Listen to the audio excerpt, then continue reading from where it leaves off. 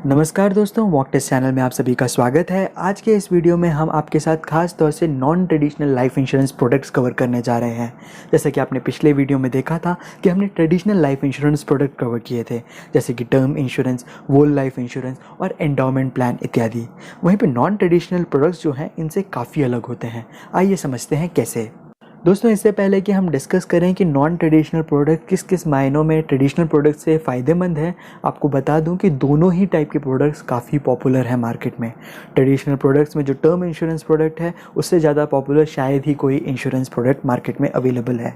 वहीं पे कई सारे लोग जब भी इंश्योरेंस के बारे में सोचते हैं तो केवल वो फाइनेंशियल प्रोटेक्शन को नहीं देखते, वो उसे एक इन्वेस्टमेंट का ज़रिया भी मानते हैं। और वहीं पर कहीं ना कहीं जो नॉन ट्रेडिशनल प्रोडक्ट्स हैं वो जो है ट्रेडिशनल प्रोडक्ट्स को बीट करते हैं। आइए दोस्तों, हम समझते हैं कि नॉन ट्रेडिशनल प्रोडक्ट्स में ऐसे कौन से बदलाव देखने को मिले जो कि लोगों को अट्रैक्ट कर गए।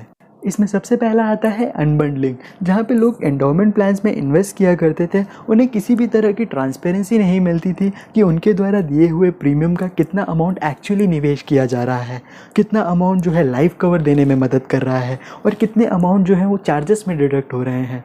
और कई मायने में आप देखेंगे तो एंडोमेंट प्लान में कितना रेट ऑफ रिटर्न है वही पता नहीं चल पाता था। केवल ये कहा जाता था कि इतने सालों तक आप पैसे जमा करें और इतने सालों बाद आपको इतना रिटर्न मिलेगा। वहीं पे जब नॉन ट्रेडिशनल प्रोडक्ट्स मार्केट में इंट्रोड्यूस हुए तो काफ़ी ज़्यादा ट्रांसपेरेंसी देखने को मिली। क्लियर कट बता दिया गया कि अगर आपकी एज इतनी है, इस कारण से जो है आपका लाइफ कवर के लिए इतना अमाउंट हम आपके प्रीमियम में से डिडक्ट करेंगे और इतने सब चार्जेस हैं जो कि डिडक्ट करके बाकी का अमाउंट जो है इन्वेस्ट किया जाएगा। और जब लोगों को ट्रांसपेरेंसी मिलती है तो अपने आप विश्वास उस पर बढ़ जाता है। वही लोग लाइफ इंश्योरेंस प्रोडक्ट्स केवल फाइनेंशियल प्रोटेक्शन के लिए नहीं खरीदा करते थे, वो इसको एक इन्वेस्टमेंट का जरिया भी मानते थे, जहाँ से उनको टैक्स बेनिफिट भी मिलता था और टैक्स फ्री रिटर्न भी। और यही कारण था कि इसके जो रिटर्न्स है उसे इन्फ्लेशन को बीट करना बहुत ही इंपॉर्टेंट था। और पाया गया कि आधे से ज़्यादा जो ट्रेडिशनल लाइफ इंश्योरेंस प्रोडक्ट्स हैं वो इन्फ्लेशन को बीट ही नहीं कर पाते थे या फिर बेयरली बीट करते थे। और यही पे इंट्रोड्यूस हुआ हमारे non traditional life insurance products, जैसे कि यूनिट लिंक्ड इंश्योरेंस प्रोडक्ट्स, जहाँ पे फंड मैनेजर्स मिलके मार्केट में आपका पैसा निवेश करते हैं और आपको अच्छे से अच्छा रिटर्न्स दिलाने में मदद करते हैं। वहीं जहाँ पे मार्केट में पैसे निवेश करने में रिस्क मौजूद है, इसलिए बहुत ही इंपॉर्टेंट हो जाता है कि ऐसे प्रोडक्ट को कभी भी किसी ऐसे व्यक्ति को सजेस्ट ना करें जो कि रिस्क लेने की कैपेसिटी नहीं रखता। और यही कारण है कि आज भी हमारे मार्केट में ट्रेडिशनल प्रोडक्ट्स पॉपुलर हैं, क्योंकि सभी लोग इस तरह के रिस्क लेने के लिए रेडी नहीं होते हैं। वहीं पर काफ़ी सारी फ्लेक्सिबिलिटी आपको नॉन ट्रेडिशनल प्रोडक्ट्स में भी देखने को मिलती है, क्योंकि एक प्लान के अंदर ही कई सारे ऐसे फंड्स मौजूद होते हैं जहाँ पर रिटर्न्स और रिस्क का कॉम्बिनेशन अलग अलग होता है।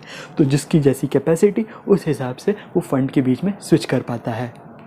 दोस्तों, non traditional life insurance product को ही हम यूनिवर्सल लाइफ इंश्योरेंस प्लान भी कहते हैं, जिसकी शुरुआत यूएसए में 1979 में हुई। वहीं पे जब ये भारत में आया तो आईआरडीए ने क्लियरली कह दिया कि हम सभी यूनिवर्सल लाइफ इंश्योरेंस प्रोडक्ट्स को वेरिएबल इंश्योरेंस प्रोडक्ट्स के नाम से जानेंगे। वहीं हमारे देश में केवल दो टाइप के नॉन ट्रेडिशनल प्रोडक्ट्स मार्केट में अवेलेबल हैं। एक है वेरिएबल इंश्योरेंस प्लान, जिसको हम वीआईपी कहते हैं, और दूसरा है यूनिवर्सल लाइफ इंश्योरेंस प्लान, जिसे हम यूलिप प्लान के नाम से जानते हैं। और इन दोनों में यूलिप प्लान जो है ज़्यादा पॉपुलर है। आइए दोस्तों, सबसे पहले हम वेरिएबल इंश्योरेंस प्लान को कवर करते हैं। इस प्लान में जो भी पैसा आप निवेश करते हैं वो डायरेक्टली मार्केट में इन्वेस्ट किया जाता है। और यही कारण है कि मार्केट में जो भी फ्लक्चुएशंस देखने को मिलते हैं वो ठीक आपको अपने प्रोडक्ट में भी देखने को मिलेंगे। इसका मतलब जो आपके प्रोडक्ट का कैश वैल्यू है वो मार्केट के साथ साथ फ्लक्चुएट होगा।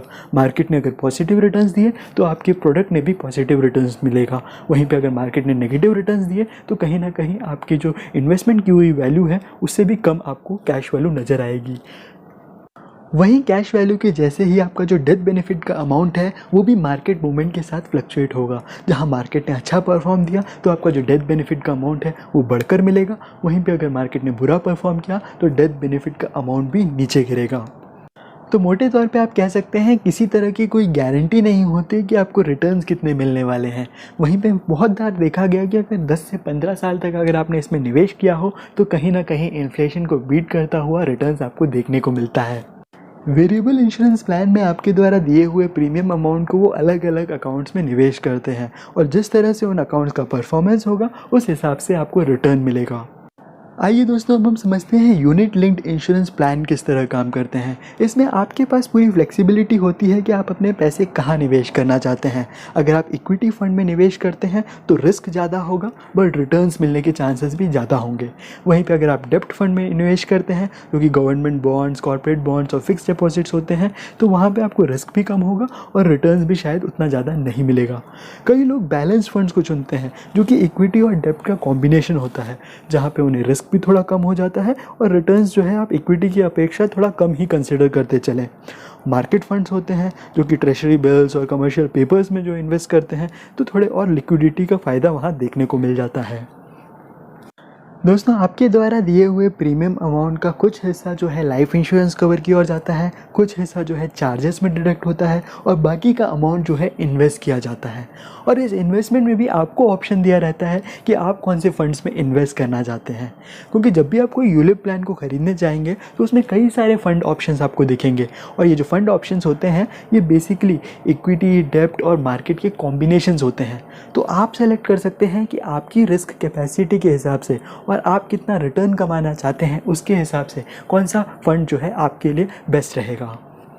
दोस्तों, यूलिप प्लान्स जो हैं कई मायनों में म्यूचुअल फंड्स जैसे ही होते हैं, क्योंकि जैसे म्यूचुअल फंड्स में डेडिकेटेड फंड मैनेजर होते हैं, ठीक उसी तरह से यूलिप प्लान्स के जो फंड्स हैं उन्हें भी फंड मैनेजर्स ही मैनेज करते हैं और डिसाइड करते हैं आपके द्वारा दिया हुआ जो पैसा है उसे कौन सी कंपनीज़ में लगाएं, कौन से कॉर्पोरेट बॉन्ड्स में इन्वेस्ट करें इत्यादि। ठीक म्यूचुअल फंड्स की तरह ही आपको यूलिप प्लान में भी नैव यूनिट देखने को मिलता है, यानी आप जो भी अमाउंट पे करते हैं उसके हिसाब से कितने नैव यूनिट्स अलॉट होंगे वो आप कैरी फॉरवर्ड करते हैं और जब भी ये नैव यूनिट्स की वैल्यू बढ़ती है तो उसके हिसाब से आपको आपके रिटर्न्स में भी फ़ायदा देखने को मिलता है। वही दोस्तों, यूलिप प्लान की खास बात यह है कि यहाँ पे जो इन्वेस्टमेंट पे रिटर्न्स है वो भले ही फ्लक्चुएट होते होंगे बट जो डेथ बेनिफिट का अमाउंट है उसमें मिनिमम वैल्यू सेट की गई है, जिसे हम सम एश्योर्ड भी कहते हैं। यानी कि मान लेते हैं आपने किसी यूलिप प्लान में इन्वेस्ट किया जहाँ पे जो है आपका प्रीमियम अमाउंट 1 लाख रुपीज़ है पर ईयर, तो उस हिसाब से मिनिमम जो है 10 लाख रुपीज़ का जो डेथ बेनिफिट का अमाउंट है आपको मिलकर रहेगा। वहीं पर अगर मार्केट परफॉर्मेंस के चलते आपकी फ़ंड वैल्यू जो है 12 लाख या 13 लाख की बैठती है तो जो ऊपर का अमाउंट है वो आपको मिलेगा। दोस्तों, मैं जानता हूँ कि बाकी चैप्टर्स के कंपैरिजन में आपको इस चैप्टर में कई सारे नए वर्ड्स जानने को मिले होंगे। वहीं पे आपको घबराना बिल्कुल नहीं है, अपना कॉन्फिडेंस बनाए रखिए, क्योंकि अगर आपने चैप्टर 1 से लेकर 21 तक के सभी वीडियोस को अगर एक बार भी देख लिया तो आपको पास होने से कोई नहीं रोक सकता। दोस्तों, IC38 के मॉक टेस्ट के वीडियोस का प्लेलिस्ट भी मैंने कमेंट बॉक्स में दे रखा है। उसे अगर आप देखेंगे तो आपको समझ में आएगा कि आपको कितने कॉन्सेप्ट्स क्लियर हुए हैं और आपकी अंडरस्टैंडिंग कितनी बैठी है। उस हिसाब से आप डिसाइड कर सकते हैं कि कौन से ऐसे चैप्टर्स हैं जिसे आपको वापस सुनने की ज़रूरत है। मिलता हूँ आप लोगों से अगले वीडियो में, तब तक के लिए जय हिंद, जय भारत।